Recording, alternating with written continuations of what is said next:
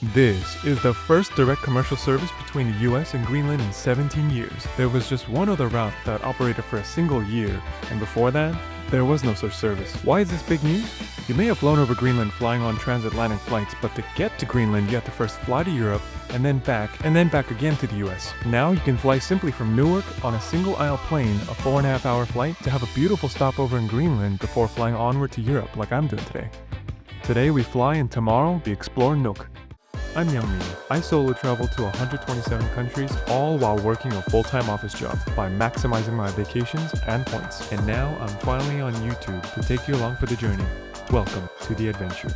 Prepare for landing. I'm in LA and need to fly back to Seoul, but guess what? I finally have a way to visit Greenland that makes sense, so I'm taking a long way around, again. The stars aligned with the flight schedule, so I flew on United to Nuuk for one perfect day and then SAS onward to Copenhagen, only a week after they restarted the route after 2 decades. Then it should be a straightforward journey onto Seoul, but you'll see next time how my 10-hour cancellation and delay turned into a huge surprise. I start at LAX on my very rare domestic red-eye departing at 9 p.m. A 6-hour flight arriving in Newark at 5 a.m. before my 6-hour layover. Definitely one of my most ambitious itineraries. Door to door from LA to Seoul, it's gonna take me 58 hours, so here we go. United's highly anticipated direct service between Newark and Nuuk started in June 2025 for just this summer during optimal weather. Nuuk is the capital of Greenland, but fun fact, all international flights actually operated from Kangerlussuaq, which was the country's main airport that was literally picked and built by the US military during World War II against the Nazis who occupied Denmark.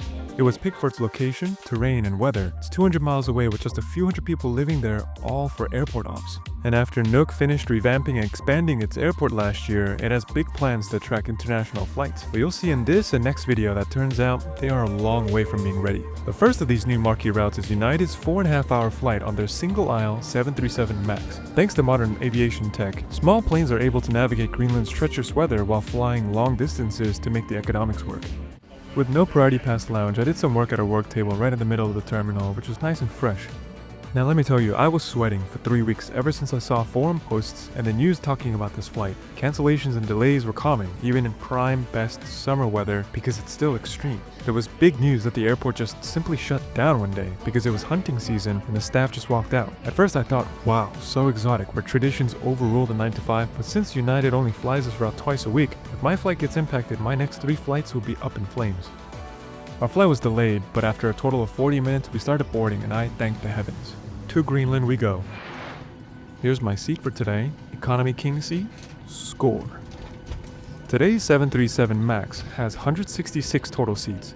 16 in first, 54 economy plus, 96 economy regular, which is what I'm in today.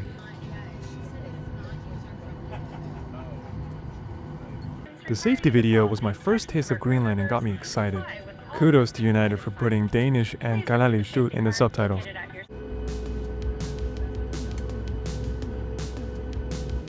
I checked out the snack menu today, but no need. We have full dining service today. One thing I noticed today at the gate and while boarding is the entire cabin's average age was senior citizen level. No babies, not a single person under 20 years old. I really hope this new route and flight takes off soon.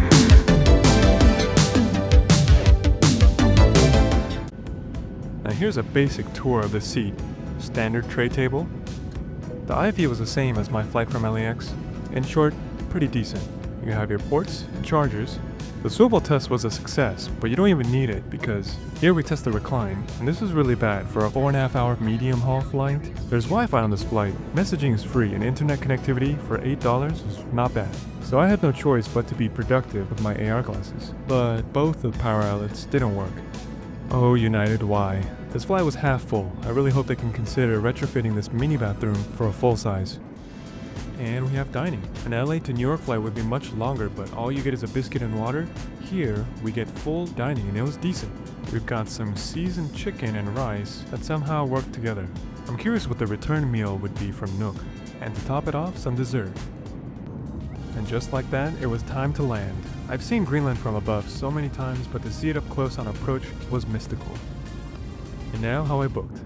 A one-way flight from LA connecting in Newark onward to Nuuk cost a total of $1,000 one way. I get it, Greenland is far, infrastructure is hard to build, by Denmark, which is an expensive country, but I was super lucky to be able to fly this with miles. So I found availability on United's partner using airplane miles, which you can get with many credit cards. It wasn't that cheap, but it was a single itinerary to get me from LA all the way to Nuuk. And the great thing is the next flight going to Copenhagen cost $500 one way, but I was able to also book that in miles. So that was perfect to spend one amazing day here.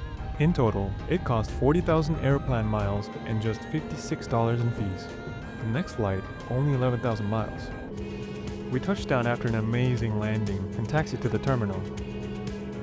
We got off the jet stairs and got smacked by the Greenland wind. All of the fatigue was gone and it was travel mode. We passed through EU passport control and you pass by the grand baggage claim room, and now we enter the quaint departure hall. And outside, we go to the taxi lane.